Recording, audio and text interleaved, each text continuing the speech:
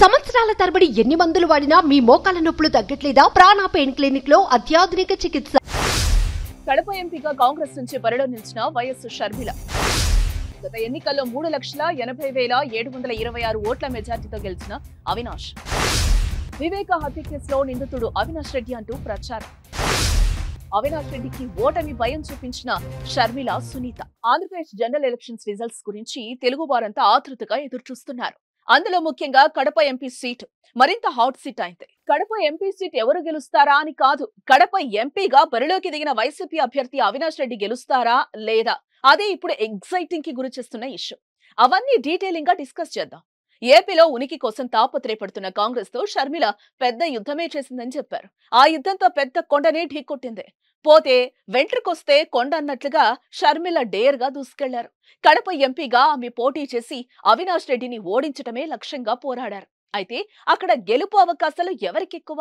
YCP MP Avinash ను ఓడించడం సాధ్యమా?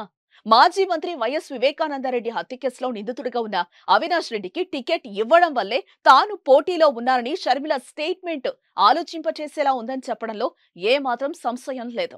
చట్టసభల్లోకి వెళ్లేవారు నేరస్తులై ఉండకూడదని, అలాంటి వారిని ప్రజలు దూరం చేయాలని షర్మిల స్ఫూర్తిదాయక ప్రసంగాలు ఇంపుగానే సాగాయి. మా నాన్నను చంపిన వాళ్లను వదిలేద్దామా అంటూ జగన్నుద్దేశించి వివేక కూతురు మీడియా ద్వారా సందేశం పంపించారు. న్యాయం గెలవాలంటూ షర్మిల, వైఎస్ వివేక కూతురు సునీత భావావేశ ప్రసంగాలు ఎంతవరకు కదిలించాయనేదే $1 మిలియన్ ప్రశ్న. న్యాయం గెలవడం అంటే ఏంటి? కాంగ్రెస్ పార్టీ నుంచి షర్మిల కడపలో గెలవడమా, లేదంటే అవినాష్ రెడ్డిని ఓడించి జగన్ కు నష్టం చేయడమా అనేది ప్రధానంగా ఉన్న అంశం.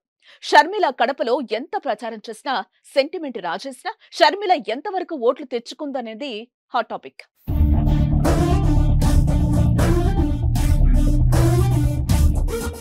ఆమె వైసీపీ ఓట్లను చీల్చటం కోసమే అక్కడ బరిలోకి దిగారని అంటున్నారు.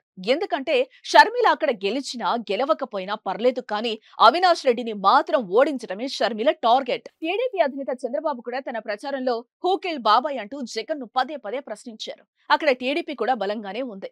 1983లో ఒక్కసారి టీడీపీ గెలిచింది. 1996లో గెలుపు దగ్గర వరకు వెళ్ళింది. అలా ప్రతిసారి వైసీపీ మెజార్టీ తగ్గిస్తూ వస్తుంది టీడీపీ.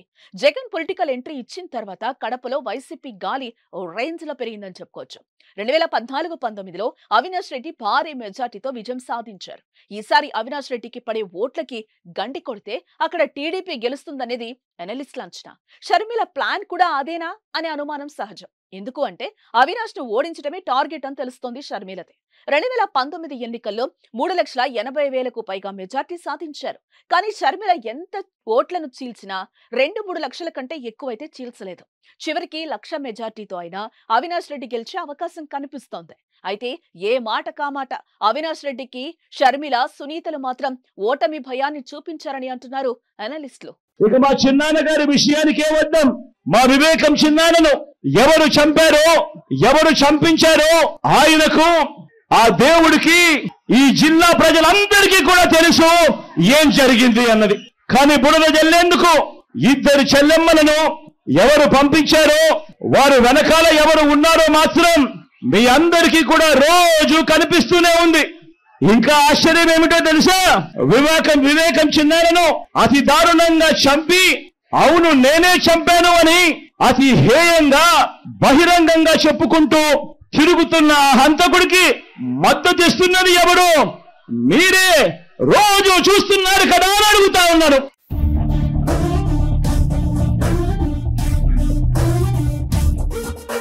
సుమన్ టీవీలో మీ పర్సనల్ అండ్ బిజినెస్ ప్రమోషన్స్ కోసం కింది నెంబర్కి కాంటాక్ట్ చేయండి.